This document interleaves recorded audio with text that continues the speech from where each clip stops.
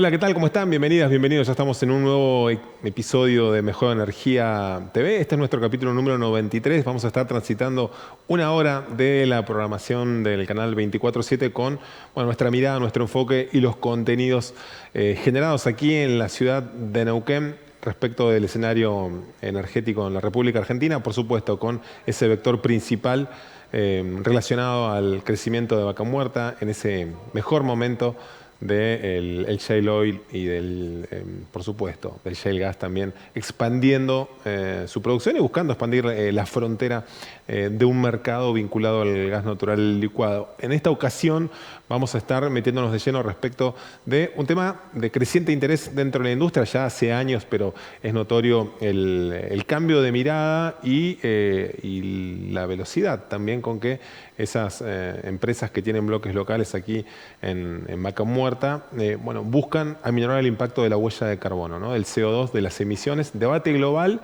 cruzado por la mirada de diferentes actores políticos, por los intereses empresarios, por las miradas locales políticas también, como en el caso de Neuquén y en el caso de Cutralcó, también en función de ese evento organizado días atrás, el Vaca Muerta de Net Zero, en esa mirada en común entre el municipio de Cutralcó y la provincia de Neuquén, buscando trazar objetivos en conjunto, buscando trazar una mirada en común junto a la industria de lo que espera el gobierno neuquino y lo que espera también el grueso de las empresas que están vinculadas a la producción no convencional aquí en la provincia de Neuquén. Así que vamos a estar compartiendo con ustedes testimonios de esa jornada, de ese evento que tuvo un impacto muy interesante y que permite ir viendo estos temas que son de creciente interés, como les decía, en la industria no convencional de la provincia de Neuquén. Más adelante vamos a estar indagando en el frente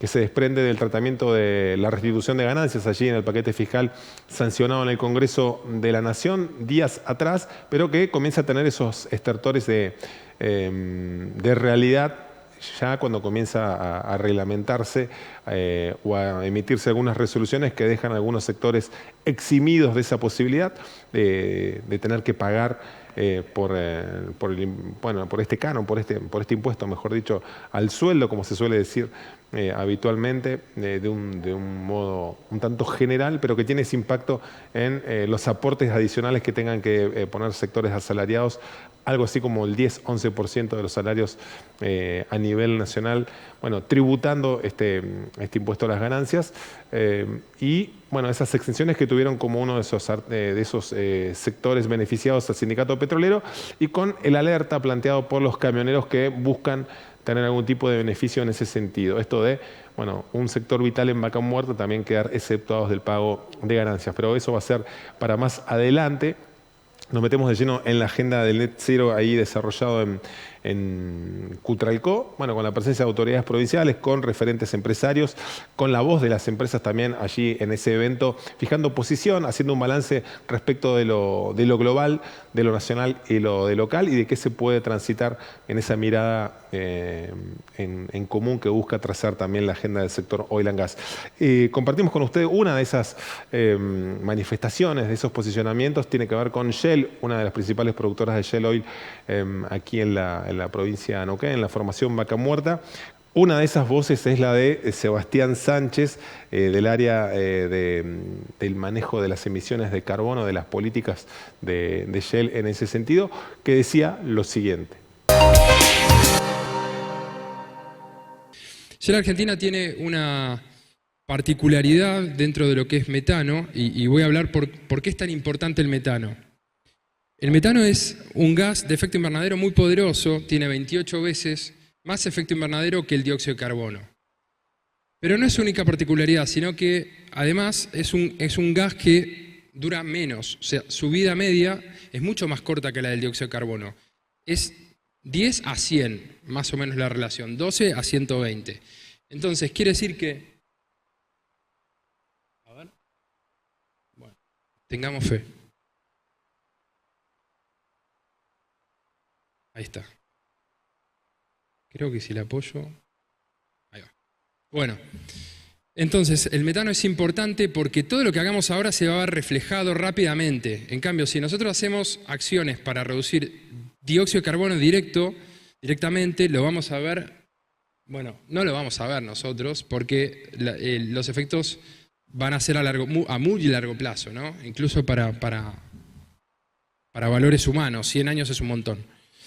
Entonces, por eso el metano es algo que se puede hacer y además es algo que digamos, es una pérdida de eficiencia, al fin y al cabo, no aprovecharlo porque el metano se vende, tiene valor. Así que, por todo eso, gran cantidad de los esfuerzos de la humanidad en este momento están puestos en el metano, por lo menos en lo que es el upstream, oil and gas. Y Shell tiene una particularidad, es una de las 2 empresas de Argentina, son solamente 2 que están dentro de este programa, que se llama Oil and Gas Methane Partnership, o sea, es como un acuerdo para el metano de Oil and Gas. Sus siglas son OGMP 2.0 y es un programa de Naciones Unidas. Este programa, digamos, es importante para poder influenciar a las empresas, primero a reportar o tener inventarios de mayor precisión, inventarios de emisiones de mayor precisión. Son esos niveles que aparecen ahí, algunos lo verán y otros estarán tapados, pero los que están tapados me tienen que creer. Del 1 al 5 hay niveles, ¿no? Y bueno, también es importante resaltarlo porque vemos que hay mucha normativa que está en conversación. No es necesario que tengamos inventarios nivel 4, que es lo más que se puede alcanzar en un inventario bottom-up, o sea, un inventario que suma fuentes diferentes, ¿no? Después el nivel 5 se alcanza simplemente haciendo una medición general y viendo que eso correlacione con lo que uno reportó, ¿no? O sea, con el inventario que uno armó. Inventarios nivel 3 son inventarios muy razonables. En este caso, bueno, como Shell Argentina es parte de este programa, este año vamos a estar alcanzando lo que se llama Gold Standard o estándar oro, que sería ya reportar en nivel 4 y a partir de ahí podemos empezar a hacer las mediciones de sitio que se hacen, es una foto, un site measurement con drones y se compara con ese inventario para ver que esté todo bien. Pero estas mediciones son puntuales para obtener un factor de emisión. Digo esto porque muchas veces escuchamos hay que medir todo, queremos ver mediciones. No se imaginen que hay medición continua por ahora, ¿no? En ningún lado y mucho menos que eso es obligatorio. Así que hay diferentes estadios, hay que encontrar cuál es el razonable. Bien. Y quiero mencionar también en cuanto a Shell Argentina que hemos hecho varias acciones para la descarbonización, no estamos iniciando ahora. Y esto permitió reducir, ahora voy a hablar un poquito de esas iniciativas. La intensidad de emisiones es un concepto que ya hemos mencionado casi todos, desde Daniel Reyán hasta Guillermo Pedoja, que lo vi también en tu presentación. Pero hablar de intensidad de emisiones es un criterio muy importante porque estamos hablando de emisiones por unidad de producto, ¿no? Kilogramos de CO2 equivalente por barril de oil equivalente. Más o menos nos permite independizarnos de la cantidad de barriles, es decir, que permite que la industria y la provincia y el país desarrolle sus recursos y a la vez bajar las emisiones por unidad de producto, ¿no? Pero claramente que esta cuenca está llamada a producir más. Por eso es importante que cualquier enfoque sea desde este punto de vista. Y aparte, este enfoque de intensidad de emisiones no solamente permite el crecimiento, sino que también, de alguna manera, tiene en cuenta todo el trabajo que ya pueden haber venido haciendo otras empresas, como es el caso de Shell, que ahora, bueno, voy a dejar de hablar de esto y voy a empezar a hablar de los proyectos. Entonces, la reducción conseguida es de un 60% en cuanto a la intensidad de emisiones general. Y de metano un 65%, un poquito más porque hay proyectos específicos de metano. Esto tomando como digamos, línea de base el 2019 y el último año completo reportado que es el 2023. Entonces, Shell Argentina ya consiguió el estatus de cero routine flaring, no hay flaring rutinario. Sí hay flaring de seguridad, obviamente, hay incidentes, se para un compresor, eso termina generando flaring, pero no es flaring rutinario, no hay un flaring que esté por estar un pozo alejado o por no tener infraestructura, ¿no?, de compresión. Bien, ahí pasaba Sebastián Sánchez, bueno, planteando ese escenario de Shell, esa gran empresa global que tiene esos desarrollos locales y bueno, cómo busca y cómo ya está implementando políticas en ese sentido, ¿no? En la reducción de las emisiones de CO2 aquí, bueno, en Vaca Muerta y bueno, qué se puede esperar también en ese horizonte en el que todas están dando, bueno, señales en ese sentido. Todas las empresas productoras no convencionales están mirando esa agenda global que es la que les impone también esta necesidad de dar señales concretas respecto a las emisiones de carbono. También dentro de bueno, las disertaciones, dentro de los datos que se estuvieron compartiendo allí en el Net Zero desarrollado en Cutralcó, participó Ana Torok. Ella es la gerenta de sustentabilidad de YPF, quien fue la que dio la mirada de la empresa controlada por el Estado Nacional al respecto, ¿no? Así que bueno, compartimos la mirada, la voz también de Ana Torok, la gerenta de sustentabilidad de YPF al respecto. El potencial que tiene Vaca Muerta también en temas de intensidad de emisión. Si querés pasamos la diapositiva. Bueno, esto es un poco para entender en qué se sustenta nuestra estrategia. Si vieron alguna vez nuestros reportes de sustentabilidad, esta es la estrategia de sustentabilidad que tenemos. Tiene 4 pilares y uno de ellos es el de acción por el clima, donde justamente englobamos todo lo que tiene que ver con el tema de descarbonización. Nosotros, compañía, tenemos una estrategia de transiciones energéticas que tiene 3 pilares. El principal es la descarbonización de nuestra actividad principal, que va a seguir siendo el petróleo y el gas en todos los próximos años. Si lo vieron en la estrategia de negocio, es parte. Después todo lo que es el crecimiento de la energía eléctrica, del portfolio de energía eléctrica y renovable a través de YPF Luz. Y lo que tiene que ver con el desarrollo de nuevas energías a través de una unidad de negocio nueva que tenemos en la Vicepresidencia de Gas y Energía y todo el trabajo que viene realizando ITEC, que es YPF Tecnología, en asociación con el CONICET. Acá obviamente engloban los proyectos de litio, de geotermia, de hidrógeno. Así que como ven, eso es todo parte de la transición. Hoy, y es lo que yo tengo a cargo, es la parte de la descarbonización del petróleo y el gas. Pasamos la diapositiva. Bueno, y un poco en línea también con lo que marcaron los chicos, para nosotros no es un camino reciente, si bien hace tiempo que vienen estos temas en agendas. Nosotros tenemos las mismas metas que compartió Shell. Nosotros también adherimos a alcanzar el famoso Net Zero o neutralidad de carbono de alcance 1 y 2 para 2050, la cero quema de rutina 2030, el compromiso de las casi 0 emisiones de metano también para 2030 después de la COP28. Pero bueno, es una línea que viene en descenso para nosotros. Como lo marcaron hoy a la mañana y lo comentó Seba, nosotros obviamente lo llevamos en intensidad de emisión, considerando el aumento de producción. Y venimos, que pueden ver en el gráfico, venimos teniendo una baja sostenible de esa intensidad de emisión. Arrancamos con 25 kilogramos de CO2 equivalente por BOE y cerramos en el 2023 con 16 kilogramos. Lo cual, si vamos tomando algunos parámetros de referencia, traje algunos gráficos de Rystad para empezar a tomar valores de referencia, vemos que ya de por sí es un número que se vuelve competitivo cuando lo empezamos a ver. En Vaca Muerta ahora debe estar un poco más bajo, pero del último informe del año pasado más o menos estábamos en promedio de empresas de Vaca Muerta, obviamente estoy hablando de Shell, en 17 kilogramos aproximadamente.